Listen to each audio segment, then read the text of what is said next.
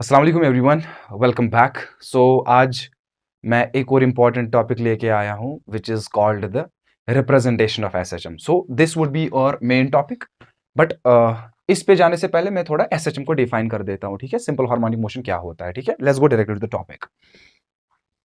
अगर हम बात करेंगे सिंपल हार्मोनिक मोशन की, सिंपल हार्मोनिक मोशन वो मोशन होती है जो सबसे पहले ऑसिलेटरी होती है। क्या होती है वो ऑसिलेटरी होती है, ऑसिलेटरी, एंड बाद में दो कंडीशंस होती है। कितनी कंडीशंस? दो कंडीशंस। अगर मैं किसी भी मोशन को तभी एसएचएम बोल सकता हूं, मतलब कि वो सिंपल हार्मोनिक मोशन है, अगर वो मोशन ऑसिलेटरी हो। ठीक है, अगर वो मोशन ऑसिलेटरी हो एंड और दो कंडीशंस को फॉलो करे। ठीक है, लेकिन इसमें भी एक इंपॉर्टेंट टर्म आती है, वो है ऑसिलेटरी मोशन। क्या होती है? ऑसिलेटरी मोशन वो मोशन होती है जो पीरियोडिक हो एंड जो टू एंड फ्रो हो।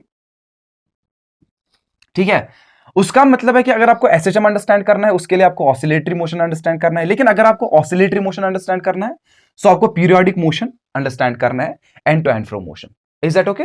सबसे पहले हम बात करेंगे periodic motion. Periodic motion, periodic motion वो मोशन होती है that repeats itself, that repeats, वो मोशन जो रिपीट करे after a fixed interval of time, after a fixed interval of time. जो कोई भी मोशन खुद को रिपीट करे after a specific interval of time, उसको हम बोलते हैं पीरियोडिक मोशन। अगर मैं बात करूं पेंडुलम की, जो आपने वहां पे वॉल क्लॉक्स में लगा होता है पेंडुलम, वो रिपीट करता है खुद की मोशन को after fixed interval of time. जैसे पहले हम उसको मानते हैं साइड में है, आगे गया इस एक्सट्रीम पोजीशन पे, फिर वापस आ गया उसी पोजीशन पे, 1 सेकंड लगता है उसको। ठीक है, ऐसे। ठीक है, 1 सेकंड, वापस 1 सेकंड लगता है। दैट मीन्स वो खुद की मोशन को रिपीट करता है after a fixed interval. Here the fixed interval is 1 second. Is that okay? Circular motion मान के चलते। ठीक है, यूनिफॉर्म सर्कुलर मोशन। ऐसे यहां पे बंदा है, सर्कुलर सर्कुलर मोशन में घूम रहा है ऐसे, लाइक लेट्स से उसको 2 सेकंड लग गए, 2 सेकंड लग गए, 2 सेकंड लग गए। दैट मीन्स कि मोशन तो रिपीट हो रही है, एंड वो भी रिपीट किस इंटरवल में हो रही है? फिक्स्ड इंटरवल, मतलब कि 2 सेकंड में। मैं इस सर्कुलर मोशन को भी क्या बोलूंगा? Periodic motion. जो वो पेंडुलम की मोशन है, उसको भी क्या बोलूंगा? Periodic motion. Is that okay? आपने प्लेनेटरी मोशन देखी है, सुनी होगी ऑब्वियसली। प्लेनेट्स खुद की मोशन को रिपीट करते हैं। जैसे अर्थ की बात करेंगे, ठीक है, वो सन के अराउंड घूम रही है अर्थ, एंड खुद की मोशन को रिपीट कर रही है आफ्टर 365 डेज, बिकॉज 365 दिनों में वो वहीं पे होती है जहां पे वो निकली होती है पहले। Is that okay? That means जो जो पीरियड है जिसके बाद वो खुद की मोशन को रिपीट करता है, वो 365 डेज का पीरियड है। दैट मीन्स उसको हम बोलते हैं टाइम पीरियड। जिस टाइम इंटरवल के बाद मोशन रिपीट हो रही है, उसको हम बोलते हैं टाइम पीरियड। आई होप कि आपने इस चीज को समझा। Obviously this is not our topic, हमारा टॉपिक रहेगा एसएचएम, बट उसकी रिप्रेजेंटेशन। Is that okay? मैं फिर से बोलूंगा, जैसे हमारे पास ये पेंडुलम है, ये पहले यहां पे था एंड बाद में यहां पे ऑसिलेट करके गया। ठीक है, यहां पे पहुंचा, फिर वापस आया इस जगह पे। लेट्स से उसको 2 सेकंड लग गए, यहां से 1 सेकंड, ओके, 1 ही सेकंड लगे, जैसे वॉल क्लॉक का पेंडुलम है। ओके, यहां से गया यहां, फिर वापस आया यहां, मतलब कि जिस जगह पे पहले था उसी जगह पे आया। कितना टाइम लगा वापस आने में, यहां से जाने और फिर वापस आने में? 1 सेकंड। मतलब after 1 second this motion is repeating itself. इसका टाइम पीरियड कितना है? टाइम पीरियड इसका 1 सेकंड है। उसी तरीके से जैसे कोई पार्टिकल सर्कल में जा रहा है, जैसे यहां पे पहले था, लेट्स से, फिर यहां से घूम रहा है, फिर यहां पहुंचे, लेट्स से इसको लगे 2 सेकंड, फिर वापस जाएगा उसी जगह, 2 सेकंड, 2 सेकंड, 2 सेकंड, मतलब इसका टाइम पीरियड कितना है? 2 सेकंड। Is that okay? जो कोई भी मोशन रिपीट हो after a fixed interval of time, we say that motion is called the periodic motion. Is that okay? वो किसी भी तरीके की मोशन हो, जैसे मैं इसको टैप कर रहा हूं, एक, ठीक है, मैं इसको टैप कर रहा हूं after fixed interval of time, so this is also called the periodic motion. Is that okay? Okay, but in periodic motion में अगर हम वो मोशन ले जो टू एंड फ्रो हो, पहले तो पीरियोडिक हो, पहले तो पीरियोडिक हो, बाद में क्या हो, टू एंड फ्रो। मतलब टू एंड फ्रो मतलब ऐसे लेफ्ट राइट जा रही हो, ऊपर नीचे ऐसे जा रही हो, आगे पीछे जा रहे हो, एक फिक्स्ड पॉइंट के अबाउट वो ऐसे टू एंड फ्रो मोशन कर रहे हैं। ठीक है, जैसे आपने पेंडुलम देखा है, ऐसे ऐसे करता है, ऐसे ऐसे करता है। जो वो जब बच्चे होते हैं, वो जो उनका झूला होता है, ठीक है, ऐसे। ठीक है, to and fro motion. Obviously बाद में हम उसको वो कर्व नहीं लेंगे, ठीक है, इज दैट वो आप लोगों को पता ही होगा। ठीक है, हम उसमें जो स्ट्रेट पाथ लेते हैं। ठीक है, सो जो पीरियोडिक मोशन हो लेकिन बाद में क्या हो, टू एंड फ्रो, किसी अबाउट के किसी पॉइंट के अबाउट वो टू एंड फ्रो मोशन करे, ऐसे अप एंड डाउन, इसी को टू एंड फ्रो बोलते हैं। ठीक है, इससे ज्यादा डेफिनेशन इजी नहीं है, ऐसे ऐसे ऐसे या ऐसे, ठीक है, या ऐसे आगे पीछे, इज दैट ओके। इनको हम बोलते हैं क्या, टू एंड फ्रो, ऐसे ऐसे ऐसे ऐसे ऐसे ऐसे ऐसे। एक तो रिपीट कर रही हो after fixed interval of time, लेकिन बाद में क्या हो, टू एंड फ्रो भी हो। टू एंड फ्रो मोशन में 3 पॉइंट्स वेरी इंपॉर्टेंट होते हैं। एक तो इसको हम बोलते हैं, इस मिडल वाले पॉइंट को बोलते हैं मीन पोजीशन बोलते हैं, इसको बोलते हैं एक्सट्रीम पोजीशन, एंड इसको भी बोलते हैं एक्सट्रीम पोजीशन। वो मोशन ऐसे लग रहा है इस पॉइंट के अबाउट हो रही है, इस मीन पोजीशन के अबाउट हो रही है। Is that okay? So this one is not definitely to and fro motion, but ये वाली मोशन टू एंड फ्रो है, ऐसे ऐसे कर रही है। दैट मीन्स तो पहले तो पीरियोडिक हो, लेकिन बाद में टू एंड फ्रो हो, तब हम उसको बोलते हैं ऑसिलेटरी मोशन। ठीक है, so oscillatory motions are those types of motions which are periodic, मतलब they are repeating itself after fixed interval of time, and बाद में टू एंड फ्रो भी हो। ठीक है, उनको हम क्या बोलते हैं, ऑसिलेटरी मोशन। अब ऑसिलेटरी मोशन में भी कुछ मोशंस ऐसी है जो एसएचएम बनाती है, लेकिन पहले तो आपको पता है ऑसिलेटरी मोशन, अब आपको समझ आएगा ऑसिलेटरी मोशन क्या होती है, पीरियोडिक हो एंड टू एंड फ्रो हो। ठीक है, क्या ये सर्कुलर मोशन ऑसिलेटरी मोशन है? नहीं, oscillatory motion.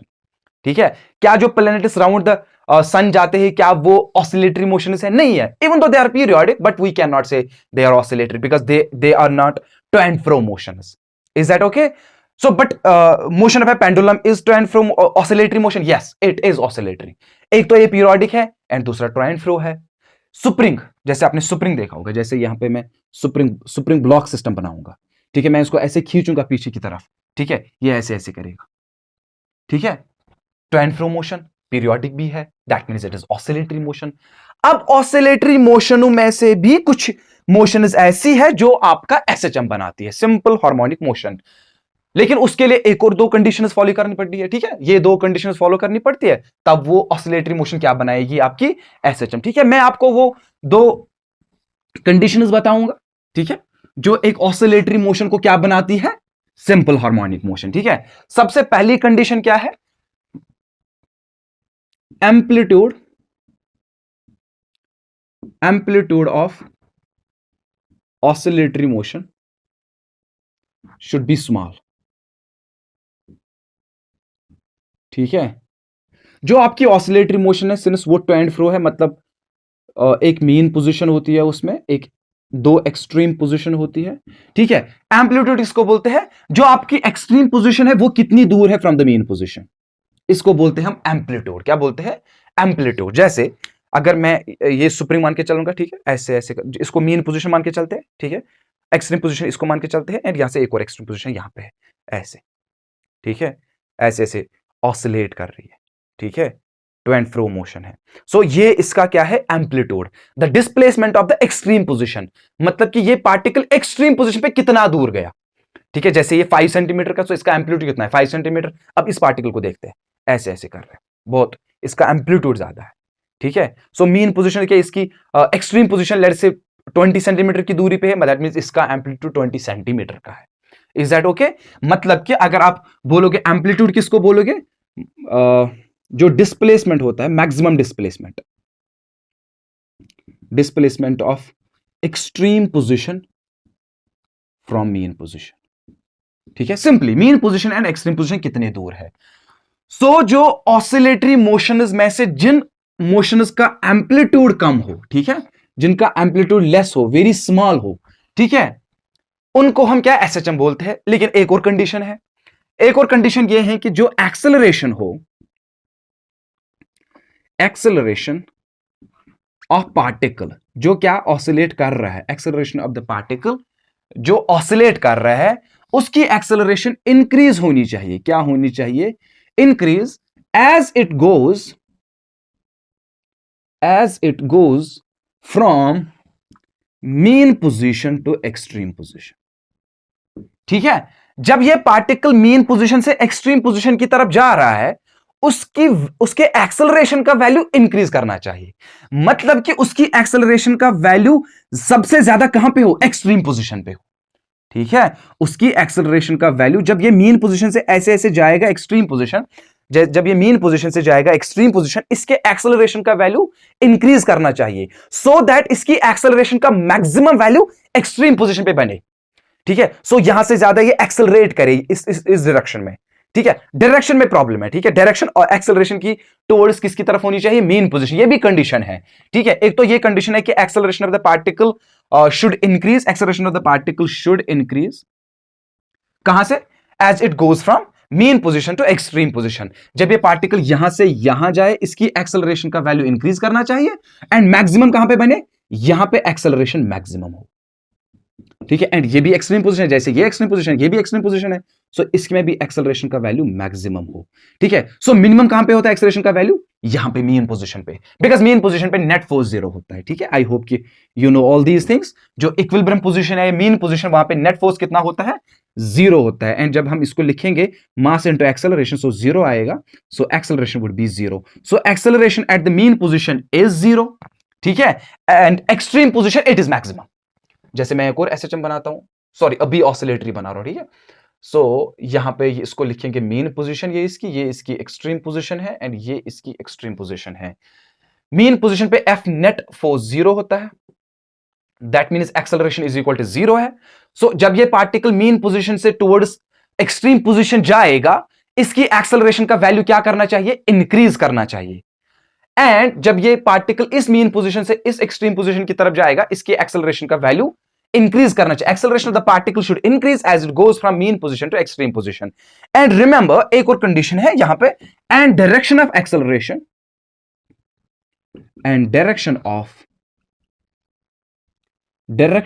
Acceleration should always be towards mean position, ठीक है। सो जो एक्सेलरेशन की डायरेक्शन हो वो मीन पोजीशन की तरफ हो। ऑब्वियसली लाइक वहां पे एक रेस्टोरिंग फोर्स होता है। ठीक है, मैं ये मान के चलता हूं कि you know a bit about the SHM. ठीक है, मैंने पढ़ाया है क्लास में, मैं ये वीडियो इसलिए बना रहा हूं because you might have got confused in the class. ठीक है, बिकॉज ये थोड़ी फिजिक्स ट्रिकी भी है। मैं ये डिफिकल्ट नहीं बोलूंगा कि फिजिक्स डिफिकल्ट है, ये बहुत इजी फिजिक्स है, बस इसमें थोड़ा विजुअलाइजेशन ज्यादा चाहिए आपका। ठीक है, सॉरी। ओके, सो जो यहां पे मीन पोजीशन पे एक्सेलरेशन हो वो जीरो हो, एंड जब ये पार्टिकल टुवर्ड्स एक्सट्रीम पोजीशन जाएगा, इसकी एक्सेलरेशन का वैल्यू इंक्रीज करना चाहिए एंड मैक्सिमम यहां पे एक्सेलरेशन हो। ठीक है, सो इसमें भी मैक्सिमम एक्सेलरेशन हो, एंड जो एक्सेलरेशन की डायरेक्शन हो वो ऑलवेज टुवर्ड्स मीन पोजीशन हो, always towards mean position.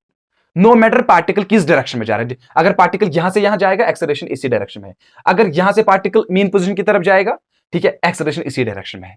Is that okay? अगर पार्टिकल यहां से यहां गए, एक्सेलरेशन का वैल्यू इंक्रीज करना चाहिए। मैक्सिमम कहां पे बनेगा? एक्सट्रीम पोजीशन पे। अगर एक्सट्रीम पोजीशन से मीन पोजीशन की तरफ जाएगा, एक्सेलरेशन का वैल्यू डिक्रीज करना चाहिए सो दैट यहां पे मीन पोजीशन पे एक्सेलरेशन का वैल्यू फिर से जीरो बन जाए, बिकॉज वहां पे नेट फोर्स जीरो होता है। इक्विलिब्रियम पोजीशन पे force net F net is equal to zero, that means acceleration is equal to zero. जब पार्टिकल यहां से यहां जाएगा, एक्सेलरेशन का वैल्यू इंक्रीज करना चाहिए, लेकिन direction always towards the mean position. अगर आपकी ऑसिलेटरी मोशन ऐसी हो कि उसने इन दो कंडीशंस को फॉलो किया, देखो यहां पे amplitude of oscillatory motion should be small. ठीक है, oscillatory motion should be small. ठीक है, in comparison to the surroundings. ठीक है, यहां पे इस स्मॉल का कोई लिमिट नहीं है। मैं ये नहीं बोलूंगा 1 सेंटीमीटर 2 सेंटीमीटर, ठीक है, 100 सेंटीमीटर, नहीं, ये आपको खुद ही पता चलेगा। ठीक है, अगर आप बच्चे को झूले में ऐसे ऐसे ऑसिलेट कर रहा है, उसमें कर्व आ गई ऐसे, तो मैं उसको मैं एसएचएम नहीं बोलूंगा। Is that okay? मैं बिकॉज एसएचएम में एक और कंडीशन, ये जो मोशन हो ना टू एंड फ्रो, ये लीनियर हो, ये स्ट्रेट लाइन हो। ठीक है, अगर आपके लाइक ऑसिलेटरी मोशन में कर्व आ गई, सो मैं उसको एसएचएम में नहीं लूंगा। ठीक है, वो भी कंडीशन आप इसमें ऐड कर सकते हो, but as far as I know, as far as I have studied, there are certain conditions, two conditions जो इस ऑसिलेटरी मोशन को फॉलो करनी होती है, so that we call that oscillatory motion to be as SHM, simple harmonic motion. ठीक है, सो amplitude उसका कम होना चाहिए, आपको खुद ही पता चलेगा कि कम क्या है, ज्यादा क्या है। Is that okay? कर्व नहीं आनी चाहिए, आपका ऑसिलेटरी मोशन स्ट्रेट होनी चाहिए। ठीक है, जैसे आपका पेंडुलम, जैसे मैं, अगर हम आपका पेंडुलम ऐसे ऐसे कर रहा है, ठीक है, सो इसमें कर्व आ गई, ठीक है, मैं इसको SHM नहीं मान लूंगा। ठीक है, सो अगर हमारा पार्टिकल ऐसे ऐसे ऑसिलेट कर रहा है, ठीक है, पेंडुलम थोड़ी एम्पलीट्यूड उसका कम रहेगा, सो दैट कि मैं इस मोशन को स्ट्रेट लाइन कंसिडर करूं, तब जाके मैं इस ऑसिलेटरी मोशन को क्या बोलूंगा? Simple harmonic motion. Is that okay? लेकिन ये भी कंडीशन है कि आपकी एक्सेलरेशन का वैल्यू जो है वो इंक्रीज करना चाहिए as it goes from the mean position towards the extreme position, and maximum acceleration extreme position पे हो, and direction of acceleration should always be towards the mean position. So these are the two conditions that an oscillatory motion should follow to be called as an simple harmonic motion. ठीक है, आई hope कि आपको ये बातें understand हुई होगी। ठीक है, अभी के लिए ये हमारा टॉपिक नहीं रहेगा। जब मैं simple harmonic motion, oscillatory motion, इसका जो बेसिक लेक्चर है, पीरियोडिक मोशन, जब उस पे बात करेंगे तब मैं इस पे डिटेल्स में बात करूंगा। लेकिन अभी मेरा रिप्रेजेंटेशन ऑफ SHM है। ठीक है, ये मेरा एक्चुअली में टॉपिक है। So let us understand this topic. So हम इसको सर्कुलर मोशन से लेके चलेंगे। ठीक है, पता नहीं इस वायर को क्या हो गया आज।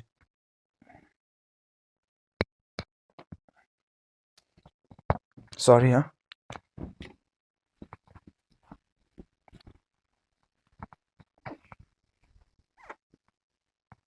ओके, अब हमारा है representation of SHM। So representation हम SHM को सर्कुलर मोशन से कनेक्ट करेंगे। एक्चुअली जो सर्कुलर मोशन है उसको हम SHM में तब्दील करेंगे किसी भी तरीके से। ठीक है, एंड अगर आपका ये टॉपिक अंडरस्टैंड हुआ ना, representation of SHM, believe me, जो आपका पूरा SHM चैप्टर है, ठीक है, उसके साथ आप खेलोगे। Okay, believe me that thing. आपका सर्कुलर मोशन में जो SHM का जो फंडा आएगा, ठीक है, इसमें जो SHM का कनेक्शन आएगा, वो अंडरस्टैंड हुआ ना, सारी की सारी SHM अंडरस्टैंड हो गई। ओके, दैट मीन्स कि इस पे बहुत ज्यादा फोकस करना है आपको। सो देखो, मैं यहां पे एक सर्कल बना देता हूं। ठीक है, ओके, सही। ओके, सॉरी, इसको नए से बनाता हूं। I want to make it a big circle.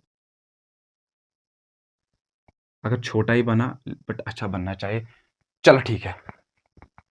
Okay, okay, so मैं इसका सेंटर यहां पे मान के चलता हूं, इस सर्कुलर मोशन का। हमारे पास एक पार्टिकल है, यहां पे P particle at time t equal 0 यहां पे है। अब ये पार्टिकल सर्कल में जा रहा है, ठीक है, with the constant angular velocity. ठीक है, उसकी जो एंगुलर और स्पीड मान के चलते हैं, ठीक है, किस स्पीड से जा रहा है, वो कांस्टेंट है। उसको हम बोलते हैं uniform motion, uniform circular motion. मतलब कि ये पार्टिकल एक कांस्टेंट एंगुलर स्पीड के साथ जा रहा है। ठीक है, सो आफ्टर सम टाइम ये यहां पे पहुंचेगा, at some time t this particle will reach there. Is that okay? यही पार्टिकल है, यही पॉइंट है P।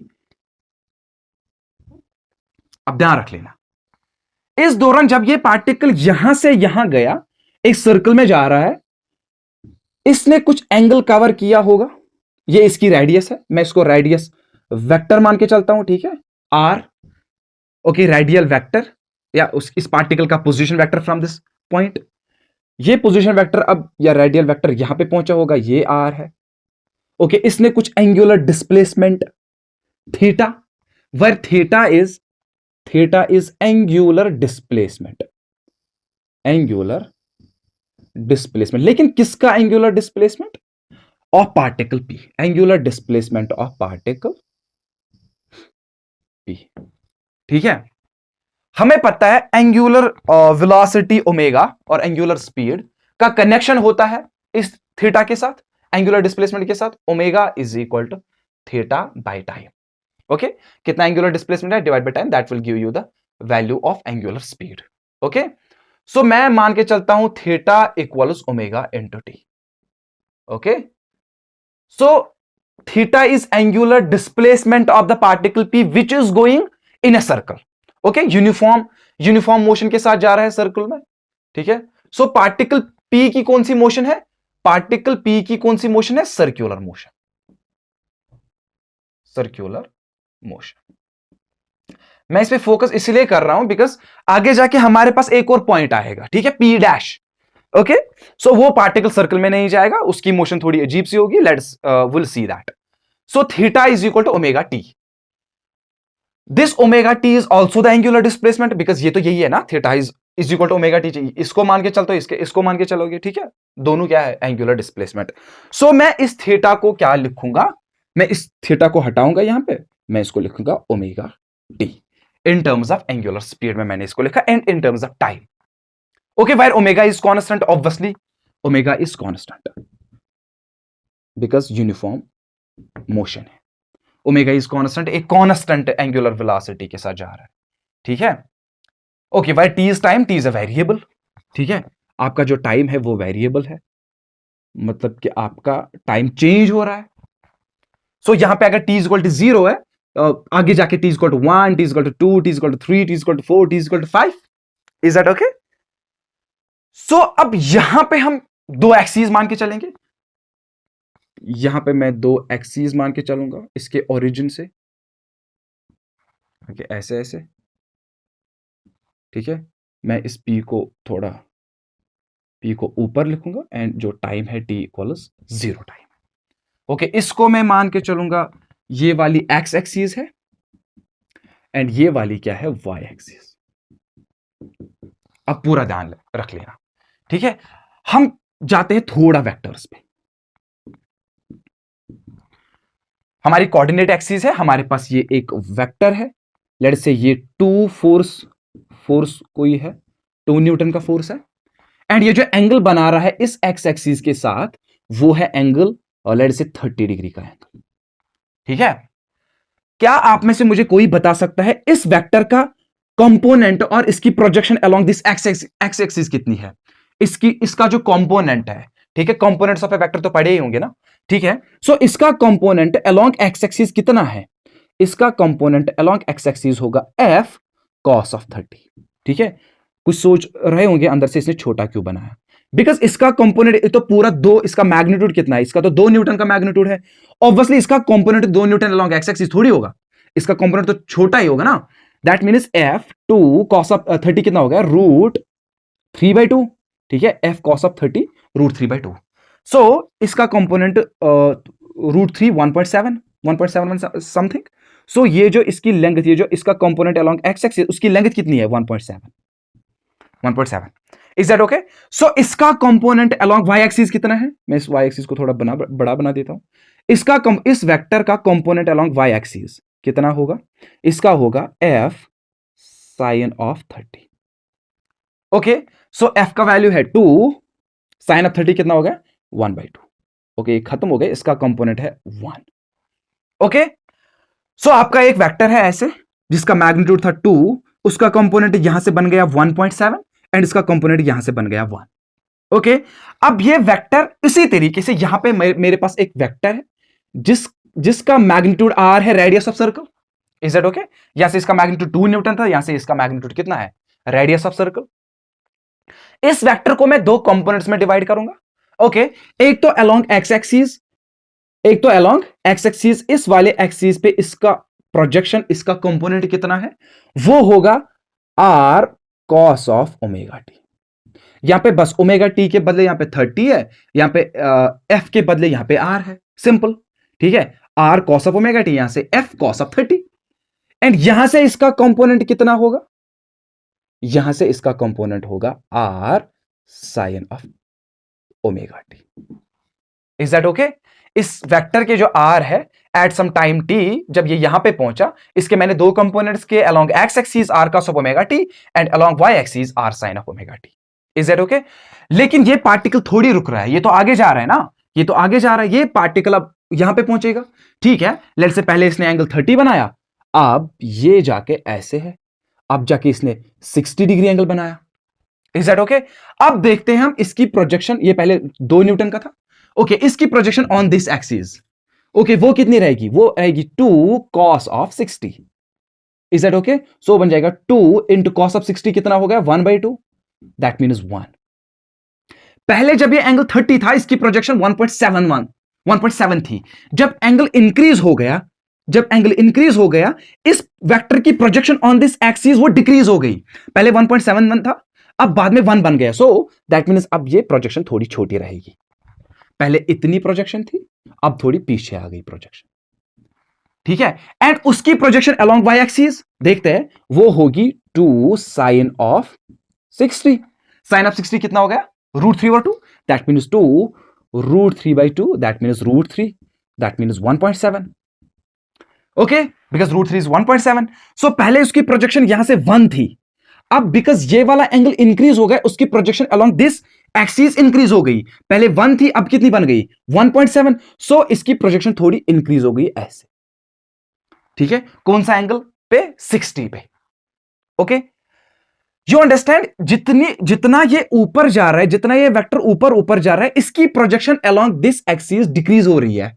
पहले 1.7 थी, बाद में 1 बन गई, बाद में 0.5 बन जाएगी, बाद में 0.2। मतलब कि ये ऐसा कुछ हाल है। पहले थी ऐसे, ओके, बाद में जब ये वेक्टर ऊपर गया, बाद में प्रोजेक्शन पीछे चली गई। ओके, बाद में प्रोजेक्शन ऐसे पीछे चली गई। You understand? लेकिन उसी वेक्टर की जब वेक्टर ऐसे बिकॉज वो close to the Y axis जा रहा है, मतलब कि उसकी projection along Y axis increase हो जाएगी।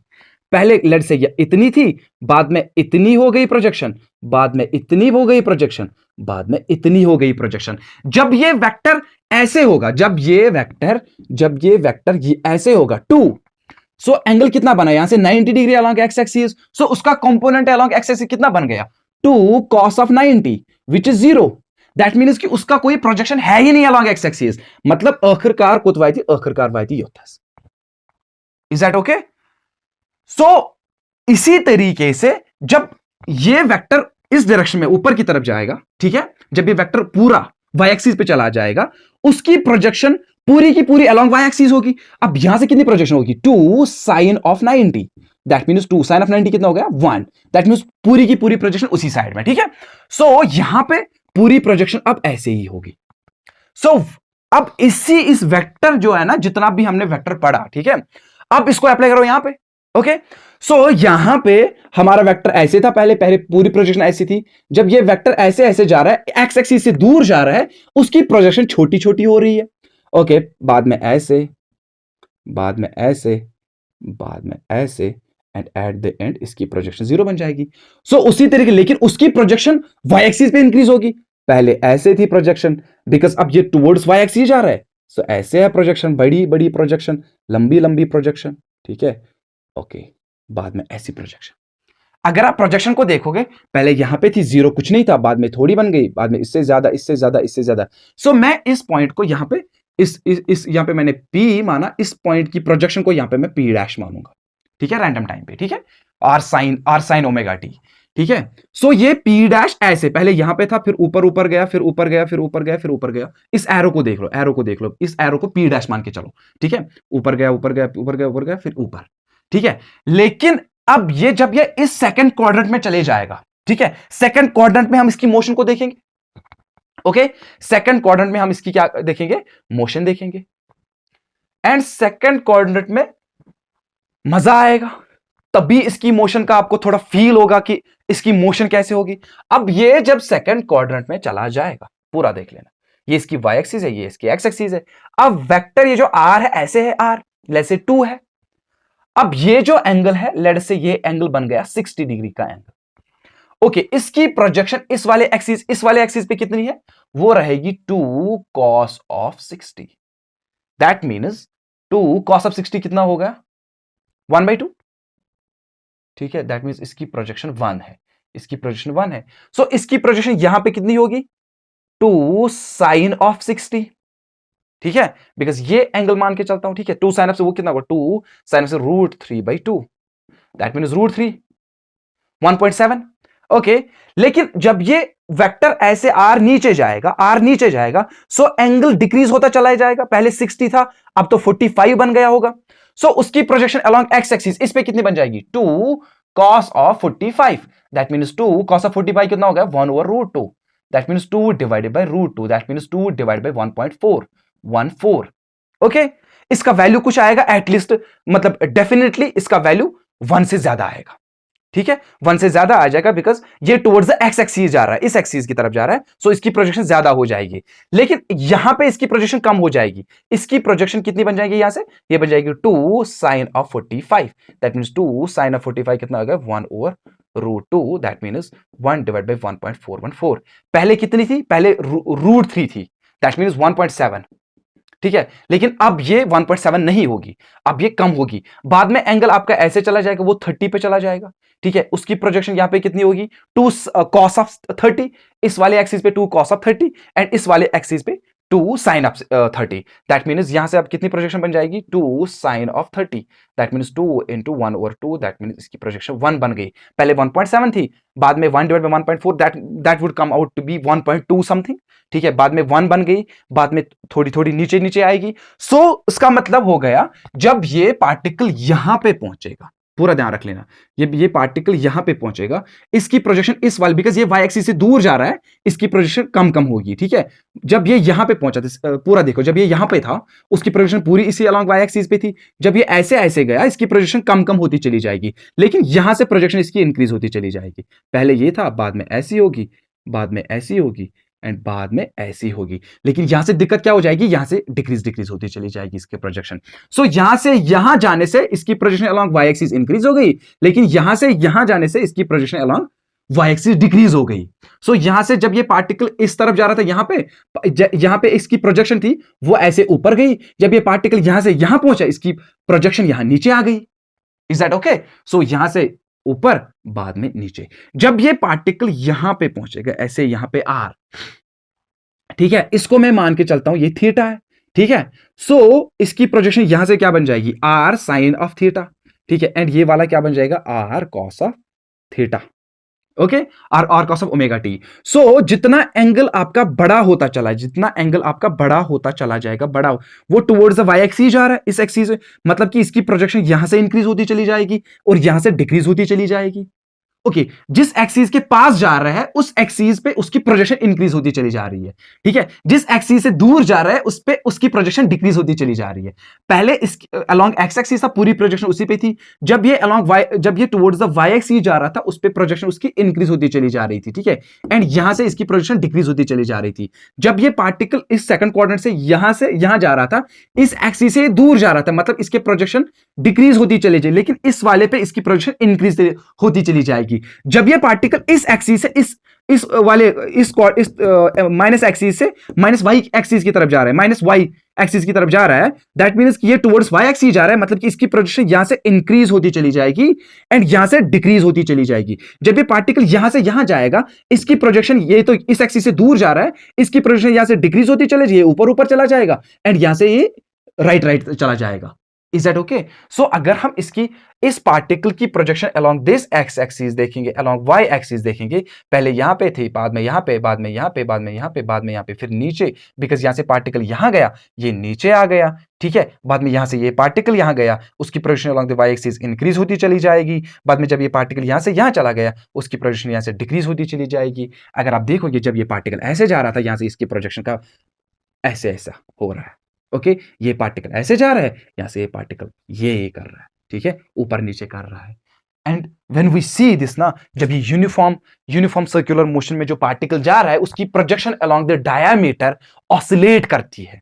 ओके, वो पीरियोडिक होती है, वो एक ऑसिलेटरी मोशन होती है, ऐसे ऐसे करती है। Is that okay? इस पे थोड़ा ध्यान दो, सिंपल ये वेक्टर है। ठीक है, मुझे पता है इस पे ज्यादा बोलना नहीं है। ओके, ये बहुत सिंपल है, मतलब मुझे नहीं लगता है कि ये उतना टफ है अंडरस्टैंड करने में। मैं 10 सेकंड में ये रिवाइज कर देता हूं। ठीक है, जब ये वेक्टर ऐसे था, यहां पे at इज इक्वल टू 0 पे था, जब ये ऐसे ऐसे कर रहा है, वेक्टर टुवर्ड्स वाई एक्सिस जा रहा है, मतलब कि उसकी projection along Y axis increase, पहले यहां पे, बाद में यहां पे, बाद में यहां पे, एंड जब ये पूरा इसी पे आ गया तो पूरा यहां पे। जब ये वेक्टर इससे दूर चला जा रहा है, मतलब टुवर्ड्स दिस एक्सिस, इस पे इसकी प्रोजेक्शन का वैल्यू इंक्रीज होता चला जाएगा, बिकॉज ये तो टुवर्ड्स उसी एक्सिस की तरफ जा रहा है ना, और यहां से तो दूर चला जा रहा है, ठीक है, उसकी प्रोजेक्शन अब डिक्रीज होती है। ये जो एरो मैं बना रहा हूं, ये इस पार्टिकल की प्रोजेक्शन है, ठीक है। सो पहले यहां पे थी, बाद में यहां, बाद में यहां, बाद में यहां, लेकिन जब ये यहां से यहां गया, वो नीचे आने लगा, नीचे आने लगा। जब ये पार्टिकल यहां से यहां गया, टुवर्ड्स वाई एक्सिस की तरफ जा रहा है, मतलब उसकी प्रोजेक्शन पहले कम, बाद में ज्यादा, बाद में उससे ज्यादा, बाद में बहुत ज्यादा, और बाद में बराबर। जब ये यहां से यहां जाएगा, और ये तो इस एक्सिस से दूर जा रहा है, मतलब स्पेस की प्रोजेक्शन कम, बाद पहले यहां, बाद में यहां, बाद में यहां, बाद में यहां, बाद में यहां।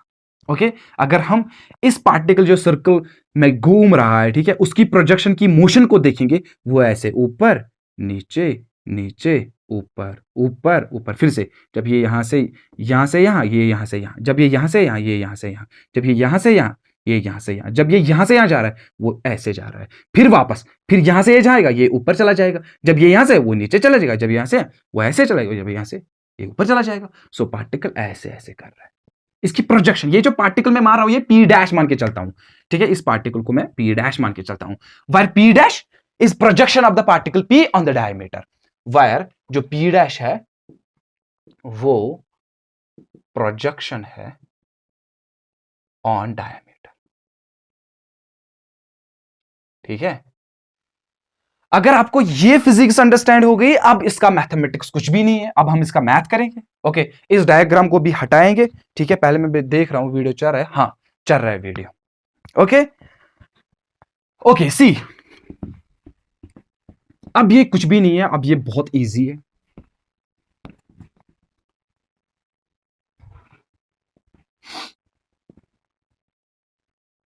ओके, हमारे पास एक सर्कल है, मैं क्या बन रहा है यार,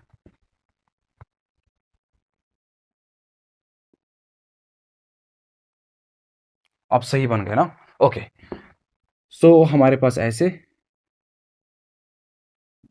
पार्टिकल था यहां पे।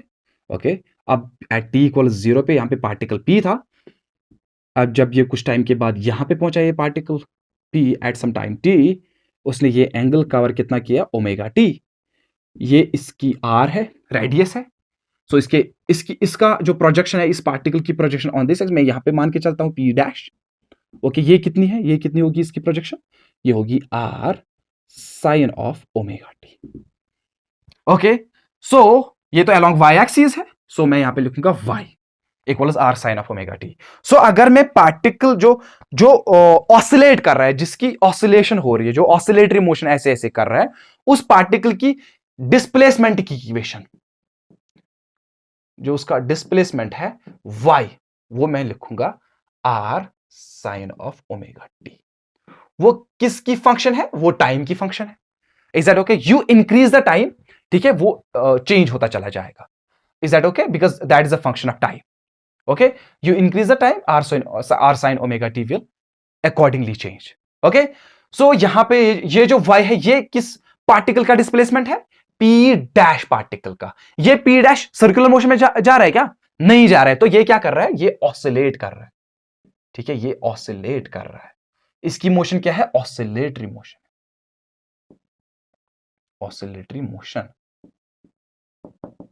ठीक है। सो अगर मुझे इस ये जो पार्टिकल जिसकी ये ऑसिलेटरी मोशन है, उसकी मैं वेलोसिटी निकालना चाहता हूं, तो मुझे इसकी डिफरेंशिएशन करनी पड़ेगी।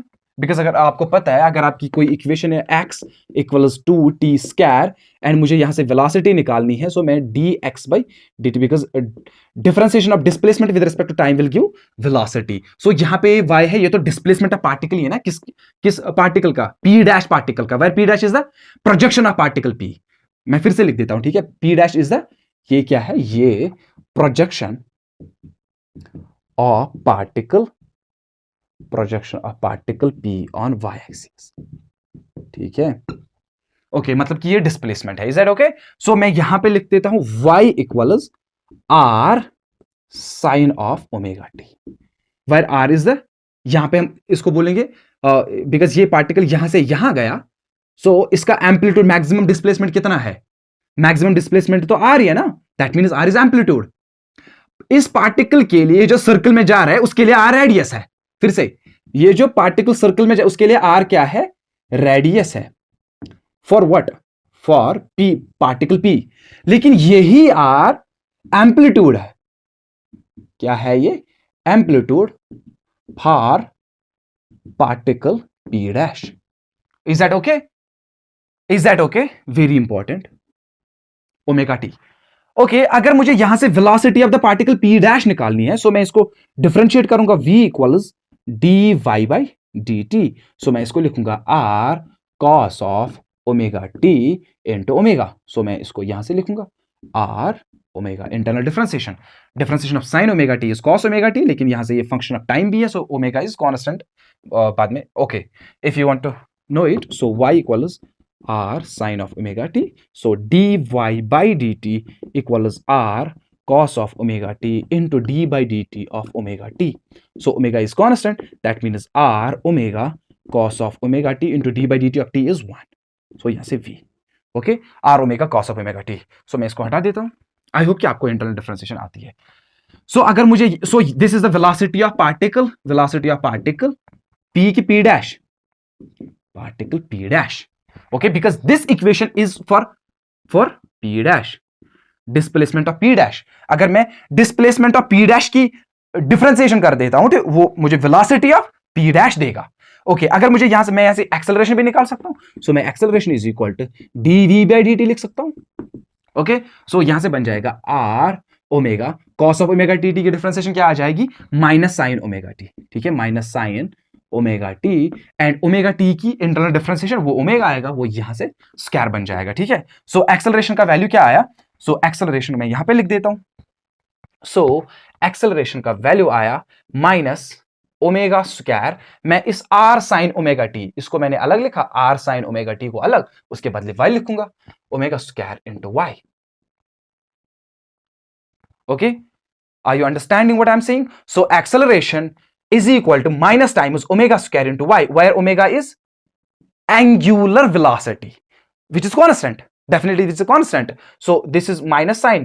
It won't do anything. That means acceleration is directly proportional to y.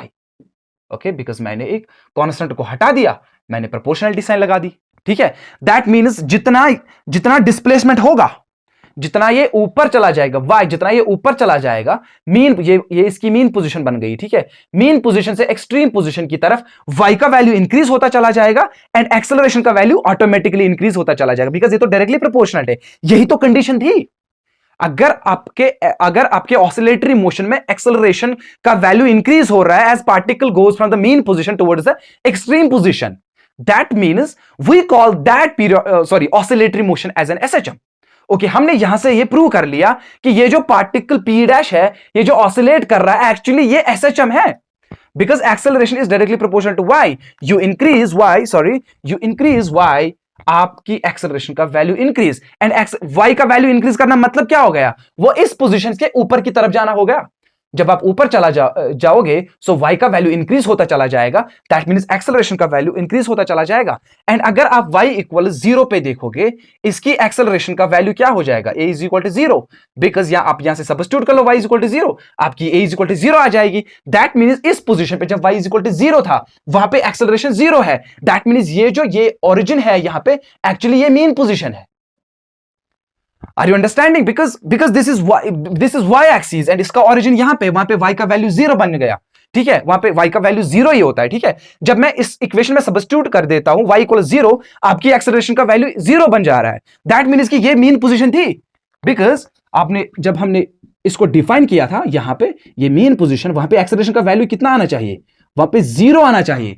And जो एक्सट्रीम पोजीशन है, वहां पे एक्सट्रीम पोजीशन से एक्सेलरेशन का मैक्सिमम वैल्यू आना चाहिए। एंड डेफिनेटली जब ये ऐसे y इंक्रीज होता चला जाएगा, y इंक्रीज होता चला जाएगा, इसकी एक्सेलरेशन का वैल्यू इंक्रीज होता चला जाएगा। जब ये एक्सट्रीम पोजीशन पे यहां पे पहुंचेगा, पूरा देख लो, जब ये एक्सट्रीम पोजीशन पे पहुंचेगा, दैट मींस वहां पे एम्पलीट्यूड कितना है? वहां पे तो y का वैल्यू क्या बन जाएगा?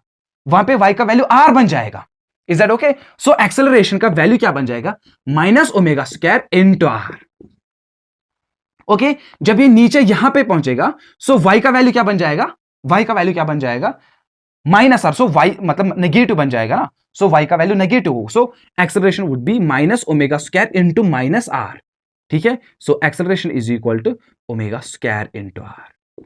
ठीक है, अगर आप इसकी एक्सट्रीम पोजीशंस पे एक्सेलरेशन, ओके हम इसकी अच्छे से लिखेंगे इस चीज को। ठीक है, इस इक्वेशन को ऐसे ही रहने देते, बाकी मैं हटा दे देता हूं।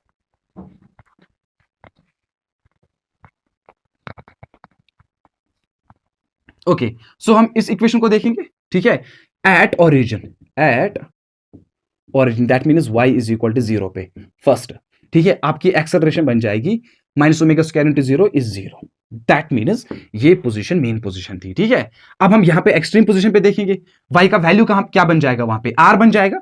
सो दूसरा acceleration would be minus omega square into r, so which is maximum. Obviously सबसे ज्यादा वैल्यू y का कब बन जाएगा, जब ये यहां पे पहुंचेगा। ठीक है, सो थर्ड जब ये यहां पे पहुंचेगा acceleration would be minus omega square into minus r, that would be acceleration is equal to omega square into r। ठीक है, ऑब्वियसली मैक्सिमम यही होगी, बिकॉज r का वैल्यू मैक्सिमम तभी होगा जब ये यहां पे पहुंचेगा। इससे नीचे नीचे y का वैल्यू सबसे कम है। ठीक है, सो एक्सेलरेशन का वैल्यू सबसे कहां पे पहुंचेगा, यहां पे। दैट मींस ये वाली पोजीशन एक्सट्रीम पोजीशन थी, एंड ये वाली पोजीशन भी क्या है, एक्सट्रीम पोजीशन। ओके, बीच वाली main position, extreme position, extreme position. Particle ऐसे ऐसे कर रहा है, ऐसे ऐसे कर रहा है। ठीक है, दैट मीन्स ये जो पार्टिकल सर्कल में जा रहा था P, उसकी जो प्रोजेक्शन है P डैश, वो एक्चुअली उसके डायमीटर के अलोंग क्या कर रही है, ऑसिलेट कर रही है। That means which is an oscillatory motion, oscillatory motion, oscillatory motion plus उसका जो एम्पलीट्यूड है वो कम है। That means plus amplitude is less, amplitude is less, that means that will form SHM. So this is the representation of SHM. We can also see the negative sign जो यहां पे SNS है इसकी। जब ये पार्टिकल देखो, जब ये पार्टिकल ऊपर ऊपर चला जा रहा है, सो y का वैल्यू क्या है, वो तो पॉजिटिव है। ठीक है, एंड माइनस वैल्यू बता रहा है कि उसकी डायरेक्शन, एक्सेलरेशन की डायरेक्शन नेगेटिव y एक्सिस की तरफ है, टुवर्ड्स मीन पोजीशन। पार्टिकल ऐसे P डैश ऐसे जा रहा है, एक्सेलरेशन का वैल्यू माइनस है, वो ऐसे नीचे की तरफ है, नीचे की तरफ है। जब पार्टिकल इस साइड में चला जाएगा, वैल्यू y का क्या बन जाएगा, नेगेटिव बन जाएगा। एंड यहां से जो नेगेटिव बन जाएगा और ये माइनस माइनस क्या बन जाएगा, प्लस। सो एक्सेलरेशन का वैल्यू पॉजिटिव, मतलब टुवर्ड्स पॉजिटिव एक्स एक्सिस। तो वही तो है, जब पार्टिकल ऐसे जाएगा उसकी एक्सेलरेशन टुवर्ड्स मीन पोजीशन होनी चाहिए, जब पार्टिकल ऐसे जाएगा उसकी एक्सेलरेशन टुवर्ड्स मीन पोजीशन होनी चाहिए, मतलब कि टुवर्ड्स y एक्सिस, ऐसे पॉजिटिव y एक्सिस में। जब पार्टिकल ऐसे गया उसकी एक्सेलरेशन ऐसी होनी चाहिए, उसकी direction. Is that okay? That means this is the total representation of SHM. So I hope कि इसने आप लोगों ने इस चीज को फिर से अंडरस्टैंड किया होगा। ठीक है, थोड़ा मैसी है, मैसी नहीं बोलूंगा। ठीक है, थोड़ा इस पे आप ध्यान रख लो, वेक्टर्स को थोड़ा ध्यान रख लो, बिकॉज मैं शुते पढ़ने में वेक्टर्स असल पढ़ो के, और जहां से भी पढ़ा होगा तो वहां से आपने अच्छे से अंडरस्टैंड किया होगा vectors. Is that okay? So मैं इसको थोड़ा रिकैप कर देता हूं जस्ट कुछ सेकंड्स में। अगर आपका पार्टिकल P ऐसे सर्कुलर मोशन में जा रहा है विद द यूनिफॉर्म स्पीड, जो उसकी प्रोजेक्शन है अलोंग द डायमीटर, वो क्या कर रही है, वो SHM कर रही है, बिकॉज वो है प्रूव, हमने प्रूव किया कि उसकी एक्सेलरेशन जितना y का वैल्यू इंक्रीज होगा, एक्सेलरेशन आपका इंक्रीज हो जाएगा। ठीक है, जब ये यहां पे पहुंचे, इस पॉइंट पे पहुंच रहा है, वहां पे हमने देखा कि इसकी एक्सेलरेशन का वैल्यू 0 आ रहा है, that means this is the mean position. And यहां पे इसका मैक्सिमम आ रहा है, वहां पे इसका माइनस ओमेगा स्क्वायर आ रहा है, बिकॉज y का मैक्सिमम वैल्यू r ही हो सकता है। दैट मींस इससे r सबसे ज्यादा है जब ये यहां पे पहुंचेगा, दैट मींस एक्सेलरेशन इस पॉइंट पे सबसे ज्यादा है। जब ये नीचे आ जाएगा, ठीक है, जब ये यहां पे पहुंचेगा फिर नीचे जाएगा, इसकी एक्सेलरेशन फिर से इंक्रीज होने जाएगी। ठीक है, एंड उसका वैल्यू ओमेगा स्क्वायर r बन जाएगा, जब ये यहां पे पहुंचेगा मैक्सिमम बन जाएगा। ठीक है, बिकॉज r का वैल्यू इससे ज्यादा नहीं होगा ना। ओके, यहां पे y का वैल्यू r/2 है, यहां पे वैल्यू y का r/2 है। अगर हम यहां पे देखेंगे, यहां पे इसकी एक्सेलरेशन यहां पे एंड यहां पे, ठीक है, यहां पे मैं मार रहा हूं कि ये जो पॉइंट है ये मिडल पॉइंट है। ठीक है, सो उसकी एक्सेलरेशन का वैल्यू बन जाएगा वहां पे माइनस ओमेगा स्क्वायर, y का वैल्यू कितना है, r/2। ठीक है, इससे तो कम ही बन गया ना, बिकॉज r/2 है। एंड अगर हम यहां पे देखेंगे, ठीक है, so acceleration is equal to minus omega square minus r/2। ठीक है, so that would be omega square r/2, मतलब कि इससे कम ही है। Is that okay? सो ये जो है ये इसका मैक्सिमम एक्सेलरेशन हो सकता है। यहां पे इसका यहां पे एक्सेलरेशन है minus omega square which is maximum. Okay, कहीं पे भी इससे ज्यादा नहीं है। वही तो हम बता रहे हैं कि ऑसिलेटरी मोशन में आपकी एक्सेलरेशन मैक्सिमम होनी चाहिए कहां पे, एक्सट्रीम पोजीशन पे। जितना आप मीन पोजीशन से जाओगे उतना एक्सेलरेशन का वैल्यू इंक्रीज करना चाहिए। अगर आप मीन पोजीशन पे रहोगे वहां पे एक्सेलरेशन 0 आनी चाहिए, विच इज ट्रू। सो सारी की सारी कंडीशंस फॉलो हो रही है। दैट मीन्स कि जो पार्टिकल ऐसे सर्कल में जा रहा है P, उसकी प्रोजेक्शन P डैश यहां पे उसके डायमीटर के अलावा क्या कर रहा है, SHM कर रहा है। That is the representation of SHM। सो इसको हम यहां पे कंक्लूड कर देते हैं, होपफुली कि आपने इस चीज को अंडरस्टैंड किया होगा। ठीक है, मैंने थोड़ा डिटेल्स में बता दिया कहीं बहुत सारी जगह पे, ठीक है, नहीं बताना चाहिए था, बट आई होप कि at the end of the day what matters is कि ताकि उसे समझो। Okay, so let's close it here till next video आ जाए। प्रोबेबली हम नेक्स्ट वीडियो जल्दी अपलोड करें, most probably next video botany का ही होगा definitely. So till then, okay, bye.